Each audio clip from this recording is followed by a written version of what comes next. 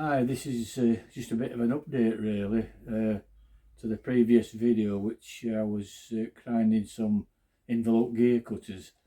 Now the gear cutter was only, I think it was, could be 16 dp, I can't remember now, but only a small one. But I have some larger ones here, and these really need a bit larger wheel to grind these properly. The one wheel I was using was a bit on the small side, which is perfect for the small cutters. But what I'm going to show now is another method of regrinding these, and it might prove to be a bit easier for some people, because it'd be easier to make the grinding attachment what the cutters will fit on. And it's really simple, and I've used this attachment for these for quite a few years. I really meant to include this this little fixture. So what I shall do now is I'll just show you the setup, and then I'll regrind one of the 2 dp cutters. Now this is a different method of grinding these Involute gear cutters. Now these are large size, and these are DP2, and this is really the best way to grind these in with this kind of setup. And all it really is just basically it's made of old spare cast iron angle, what I have, and it's all machined very accurately. It's the right angles are spot on, and this really is the best method. And what this plate is here is to enable it to tilt either way slightly. That's just in case that the wheel head is slightly out. If you can't alter your wheel head and it's fixed, but it's slightly tilted, or that way, you never know. And if you start grinding, it might start just catching the top part of the tooth, or the bottom part, which is what you don't want. And with this setup, you can just undo the bolt there, and you can move it slightly to compensate. And it's easy to tell when you're right, because the grinding marks will be equal on the tooth. Instead of being catching on the top or the bottom, it'll be just you should just get a nice grinding mark, even. I've also clocked this, like on the previous video. I've had a clock on it to make sure that it's parallel with the wheel head, and that's important as well, because you don't want to be fouling at the front, and you don't want to be digging in at the rear. You want it reasonably square. It's not super critical, but it does make for a better tooth grind. Now, as you can see, the actual blade there is at the rear, because you can't put the tooth rest at the front, because it's going to foul the wheel. Now you can, I have used a different kind of tooth rest at the front, where it swivels out of the way, but it's a bit of a faff really, is that. And this is the best way with these, because they are really accurately milled anyway. They're all even, so you shouldn't have any bother. Well, you won't have any bother. And this is the method I use. And also the cutter is mounted on a stud, which is split bush basically, with a tapered seat in there, with the cap head. The cap head screw there is tapered to match, so that when you undo it, it releases it, and when you tighten up, it locks it, and it works quite well, does that. I've used this for quite a few years now. But also, when you have your tooth rest at the rear there, you must make sure that it really is firm.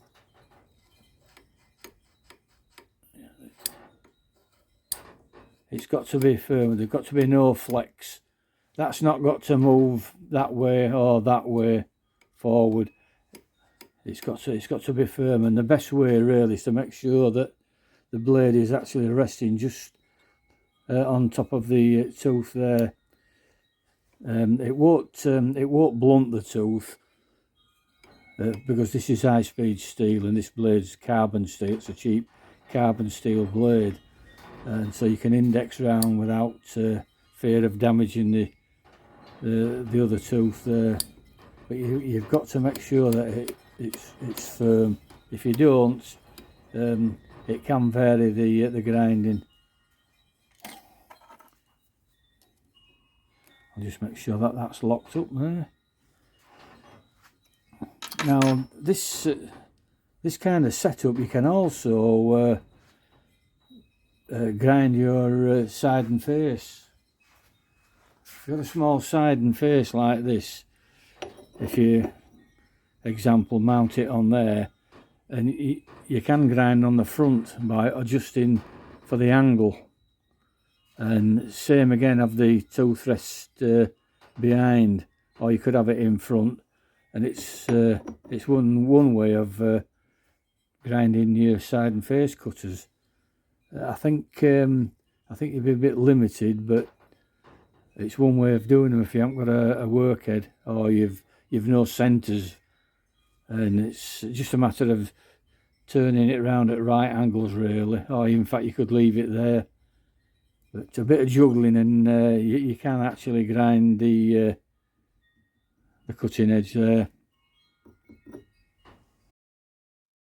If you prefer, you can actually put the tooth rest at the front, but it won't be indexing on the actual tooth you'd grind because it'd foul it. You'd have to use a special swing out of the way tooth rest, which I sometimes do use, but for grinding these, you're best positioning the tooth rest like I've just described. And there you can see the tooth rest there, where it's resting on the rear of the tooth. Just a bit of a, gives you an idea how it's made. It's very simple, nothing special. Piece of steel plate, as I mentioned, and this is just a cast iron angle which I've had a long time, and it's, as I say, it's machined accurately, so it's ideal for this. Don't have to be super accurate. There's no mystery really of these setups.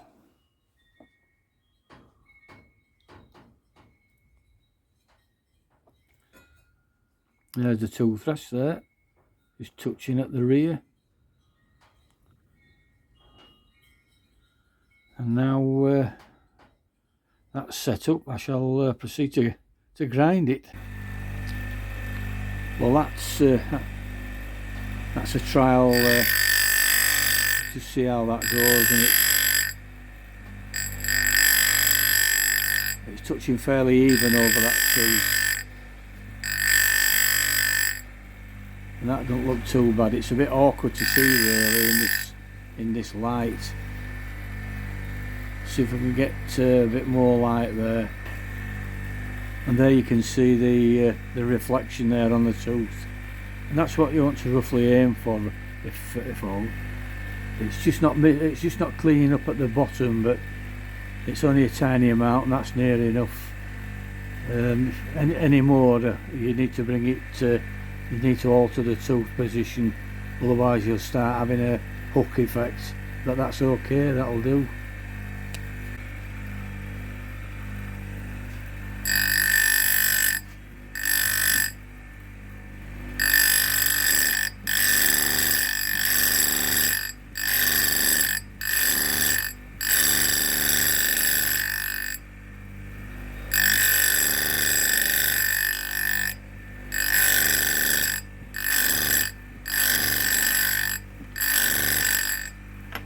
Now I've noted my number down here, and it's we're on 130, so I shall go around, just wind off slightly and then grind down to that size.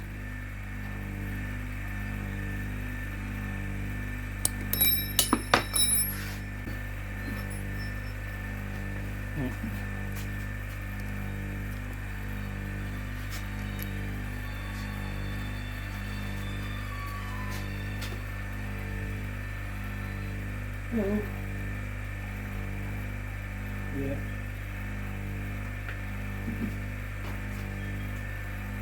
That's my dear wife ringing me about something.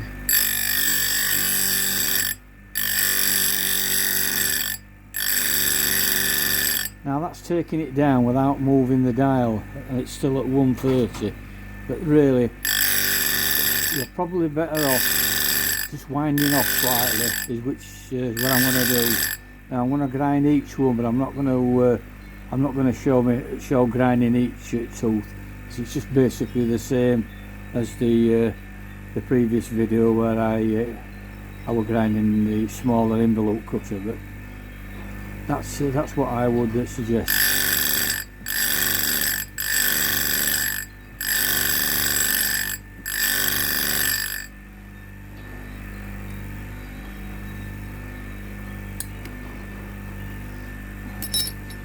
The only way I would recommend to go around like I've just done in one is if you've got a bit more substantial tool and cutter grinder.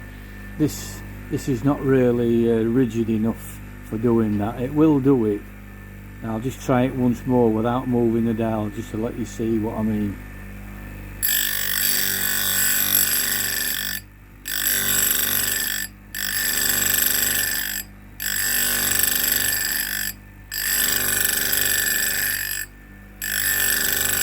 And that's actually grinding it pretty well. In fact, I think I might just go around with that without moving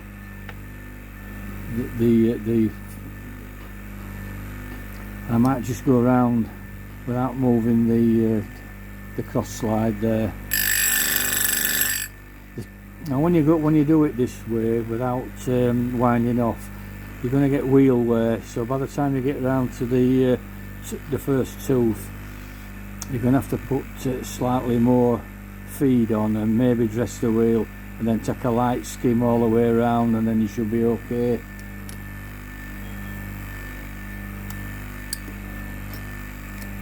You can actually also, you don't have to tighten up, you can hold.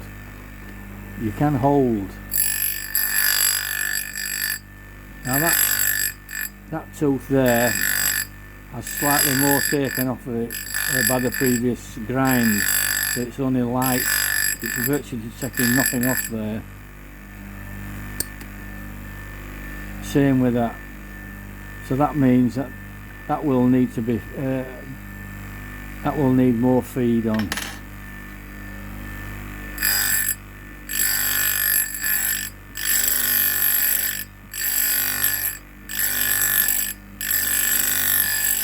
And that's a lot more. So what I shall do now, I shall go around using the dial, but I shall wind off for each tooth and then feed back onto the same number.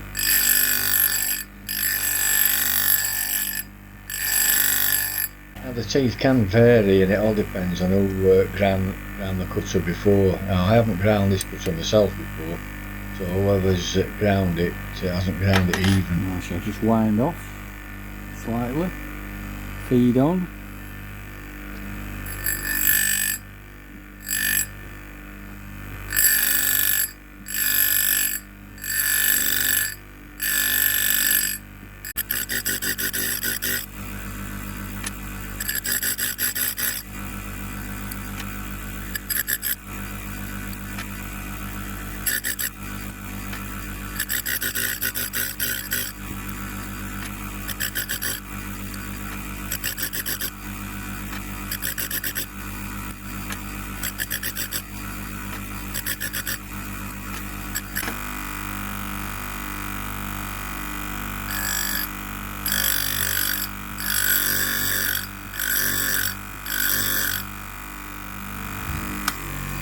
And that's the cutter completely ground now.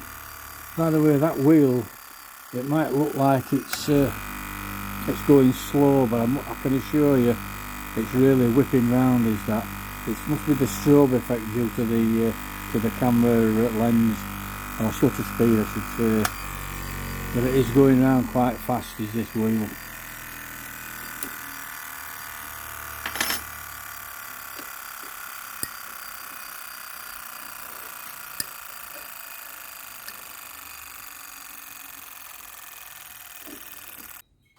It's ground it quite well. I went down to the same number on the dial each time and just took it steady going round.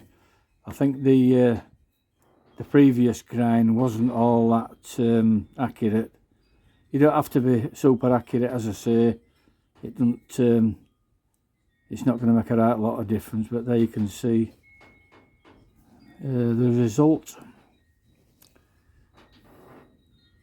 and there you can see the grinding lines there. There's no fouling on the top of the tooth, which is what you need to aim for. And that's come out quite good as that.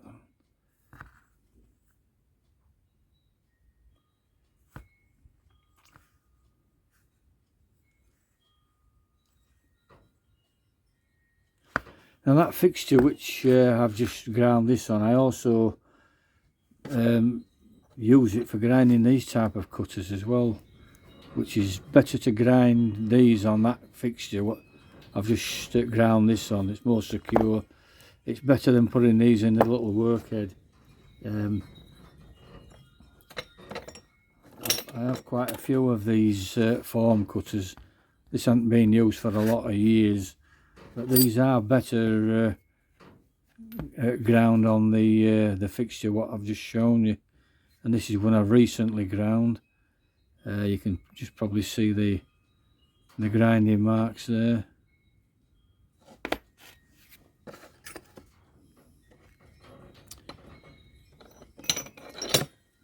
Here we have another. That hasn't been ground for quite some time. That's been ground quite a lot, as you can see. It's nearly at the end of its life. Is that it's had multiple grinds, not by me, but you can see how much it's been ground out there. You can actually grind them down till there's virtually nothing like this, and they still work, and they don't lose the form because the form relieved. This one's got plenty of life in it. I don't think it's never been ground. I don't think since the actual cutter were manufactured. Very handy are these. Well, this Involute cutter I've just sharpened is really a simple cutter to grind, and it's easy on this little tool and cutter grinder of mine. Although it's a bit crude, it does the job.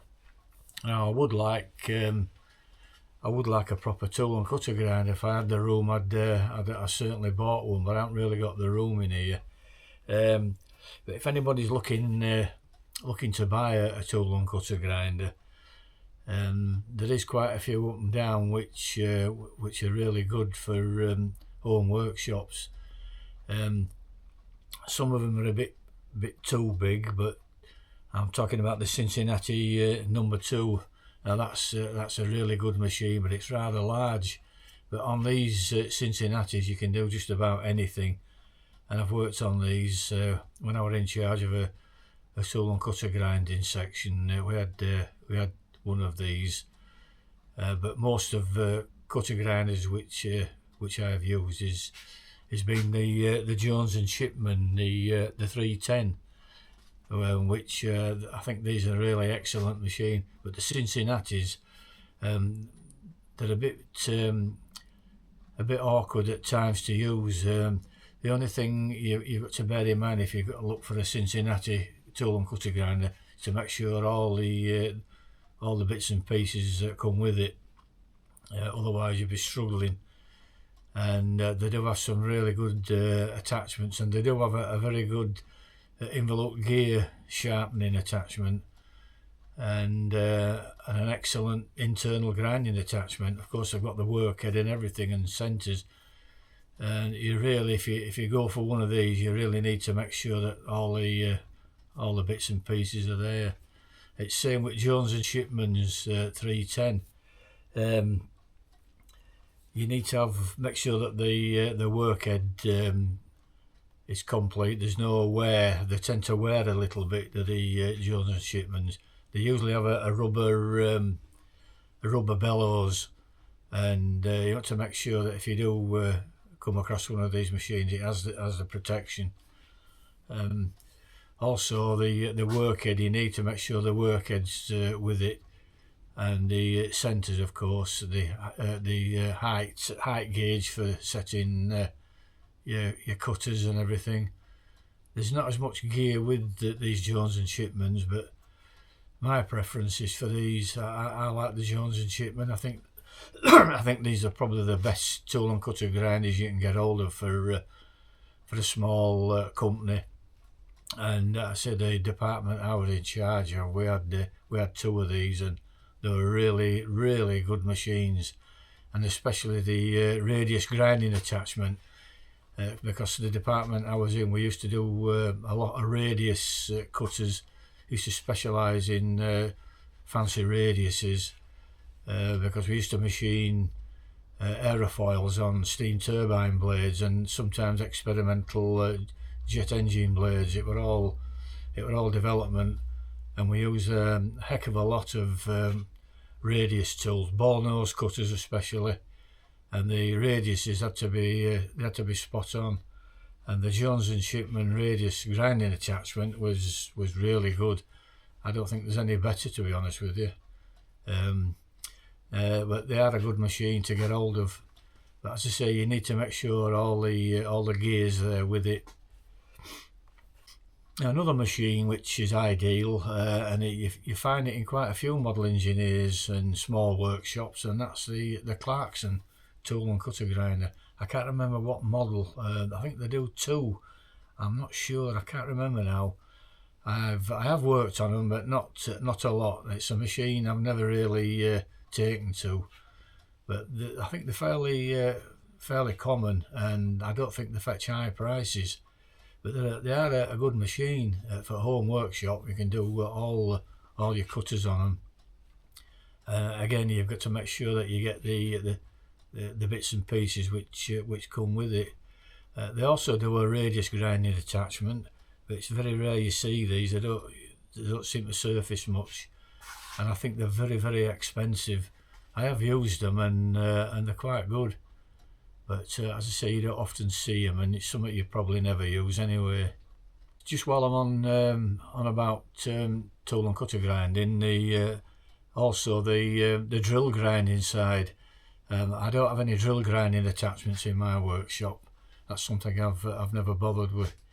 But I do grind all my drill grinding by hand, and I have a video which just shows how I grind various drills with a simple gauging thing I made. Talking about drill grinding, if you're wanting a machine to do drill grinding, well, there's just 2 for my money. And again, this is the Brierley or Brearley drill grinder. Now, I've used these when I was in the tool and cutter grinding, and these are probably one of the best drill grinding machines you can lay your hands on. You can grind most drills. You can even grind relief on taps. You can grind step drills and pilot drills, core drills, you name it. There ain't many drills that you can't sharpen on a Brierley, and there's probably one of the best machines, easiest drill grinding machines you can lay your hands on. That's just if you can get hold of one. The only thing is with these drill grinders is that it's got to have all the cams. If it hasn't got all the cams, you could be struggling, and I'm just trying to think how many cams there were. There could be 4, 5 or 6. I can't remember. It's quite a long time since I used these machines, but you definitely need to make sure all the cams come with it, as well as the gauge which the drill lip rests on, so you get the correct position for grinding, you get the correct relief. And also there's also a small gauge which comes with the Brierley. Now the gauge is basically, it's just like I'm using these dividers just to show. It's a V-shaped gauge which is graduated with a series of numbers, and what you do, you put the gauge on the drill, and you note what the number is on the gauge, on the drill diameter, and that number corresponds to a setting on the gauge where you rest the drill lip, and that gives you the correct position, and it gives you the correct clearance when you start grinding. It's not, I don't think it's essential really, but it does really help if you've got the gauge, and if it's missing, well, you probably could make one, but it's specially graduated to match the setting, the height gauge on the actual machine. So you really want to make sure that you've got that if you do go for a Briley drill grinder. Now another drill grinder which you don't often see, and I think it's again one of the best you can lay your hands on, and it's made by, of all people, Dormer, who as you know specialise in drills. They make some of the finest drills going, and they make a really nice drill grinder. But as I say, you don't often see it. And that's floor standing. It doesn't take up any room, and you can grind fairly large drills. I can't remember the capacity now. It's I think it's possibly from about maybe 3/8 or ½ inch even up to inch and a half, inch and 3/4, or a little bit more. And they're a very good machine. The only trouble is with the Dormer is that when you grind one face, you've got to take it out and reposition it on the special jaws, and then grind it. So it's like a two-stage grind. It only takes seconds really, but like on the Briley, you can just put it in and it's done that way in 2 minutes. But that's another drill grinder worth looking out for, is the Dormer. Just another thing I'd mention, all about tool and cutter grinding, which I'd forgotten about. There is actually a machine by Jones and Shipman, and it's a universal grinder. And again, I think one of the finest machines you can lay your hands on if you can get hold of one. And it's virtually fully universal, but you can do some tool and cutter grinding on it, besides cylindrical grinding, surface grinding, internal grinding. You can do anything on these machines. They're absolutely amazing, and it was a pleasure working on one of these machines in the 60s. They're not a right big machine, but they do take up quite a bit of room, and they're quite heavy. But definitely, if you can get one of these machines and you're into a small production workshop doing various kinds of grinding, and you haven't got the room, well, with this machine you can do your cylindrical grinding, you can do your surface grinding, bit of tool and cutter grinding, and internal grinding. Although the trouble is, it means swapping everything round and over. But if you're stuck for space and you want variety, well, that's one of the machines to go for. And also, again, just mentioning grinders, small surface grinders, there's it's the Jones and Shipman again, 540 surface grinder, probably one of the best surface grinders you can lay your hands on. They're an amazing machine of these. You can do anything surface grinding on these. They're a bit not overly large, but they're just about the right size, and they will fit in a small workshop without any bother. And they're really versatile machines of these. I've worked on these also, doing various specialised tools, surface grinding, special slitting saws of all things for a company called CAV many years ago. And these Jones and Shipmans really made the job easy. They were very thin slitting saws with these, and they had actual side teeth. I think I might have a similar cutter somewhere.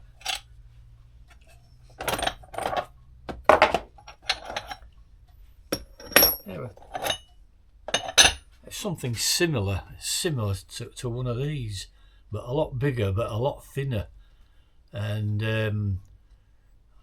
the side teeth were all ground in a slight different way to this. But the problem was when they were ground, if they were ground with a full chuck, with the chuck fully magnetised, it tended to warp them. And what we used to do was to put these on the magnetic chuck and just partially put the handle over, so it just barely gripped. You could, in fact, if you pulled it, you could move the cutter. And we used to grind them like that, taking tents off, and that way we got them perfectly flat. It was a delicate job, but it always worked, and we were highly successful in grinding the cutters that way. And even on a rotary kind of grinder, it didn't work, because you had to have a full chuck with that, because they'd just fly off otherwise when the wheel went over. But with the Jones and Shipman, the very, very fine control you've got with those feeding down, and just, as I say, partial chuck, so that the cutter so you could just barely move it, and it used to perfectly grind them flat. You'd do one side over without altering the magnet, and do it again, and we used to get absolutely within tenths square all around. And that was a very interesting job. Occasionally though, they did fly off. They weren't perfect. If you happen to accidentally put a little bit heavier cut than intended, it'd be off, but very rarely. Now the 540 was the small surface grinder, but they also did a larger one, and it was the 1014, and that was quite a big grinder. I think it was 12 by 27, 12 inches, and then 27-inch stroke. I've just forgotten now, but they're quite a large machine, and they won't fit in your small workshop. They're quite a large machine, and they were a very precision grinding machine. And they also did the same kind of machine, but it was called the crush surface grinder, and that was an interesting job. And what that entailed was, one of the companies I worked for, we used to rough out the fir tree root on turbine blades. It were roughed out on these Jones and Shipmans, and what that entailed was, you had a wheel, the normal wheel, but above it, instead of a diamond dressing wheel or a form diamond to form the fir tree root, it was a roll, high-speed steel. I think it must have been high-speed steel or some special steel. I can't remember now. And the wheel, the actual spindle speed on the Jones and Shipman was, you flicked a switch and it slowed the wheel down, and the wheel rotated slow, and you fed down above on this with this roller, this formed roller, the fir tree root, and it literally crushed into the wheel, and it formed the fir tree root form. If you know, I don't really know what a fir tree root is in a turbine blade, but it's series serrations, and it fits into the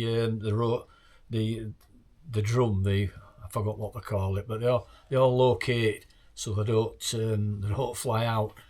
But this Jones and Shipman, you just fed down, and it, as I say, it literally crushed the form into the wheel. Now the wheel head on these grinders was specially reinforced. There were a lot beefier bearings. If you tried doing that on an ordinary one, it just probably, you'd end up bending a spindle or doing something similar. But that was a very interesting kind of machine to use. And after a certain time, the crush roll started to wear, and then it was sent back to the tool room for reforming, regrinding, and we just use another one. But very interesting. you probably can find out more about that on the internet if you want to find out more. Very interesting process, and quite common at one time. After these wheels were crushed, then the blade ends, the fur treat ends were ground. They were only rough ground, by the way. They weren't finished ground. It was a roughing process. Then these blades went to a highly specialised machine, or machines, and they were set up in a jig, and they were what we call creep grinding. And these big wheels had a diamond form. It had been formed by a diamond automatically to the correct profile, and it went through the wheel went through very, very slowly, and of course flooded with coolant, high pressure, and it formed the fir tree form on the blade in a pass. Very interesting. Well, I've gone on a little while now about all these grinding machines, but there is just one more I'd like to finish with, and it might be of interest to anybody that's wanting a small tool and cutter grinder very similar to mine. Now, the grinder is called a Stent, and it's a small tool and cutter grinder very much like mine. It's almost identical to mine, and I believe you can get drawings for these to construct one. I'm not right sure, but I think it could be Blackgate's Engineering that supply these drawings. I might be wrong, but I'm sure they did the drawings. Maybe castings and bits and pieces, and it'd be fairly straightforward to construct. And if you look at the picture of the Stent and look at mine, you'll see that they're almost same design. Now I built my tool and cutter grinder from bits and pieces, as you know, many years ago, long before the design for the Stent came on the market. So it's amazing how much they look alike. But I would imagine if you get drawings to construct one of these, it'll be fairly straightforward, and you'll have yourself a useful little tool and cutter grinder. It'll do all your end mills and slot drills and side and face, etc. And they don't take up a lot of room. I mean, as I mentioned earlier, I'd like a larger tool and cutter grinder, but I haven't got the room. But these are okay. They'll just fit on your bench.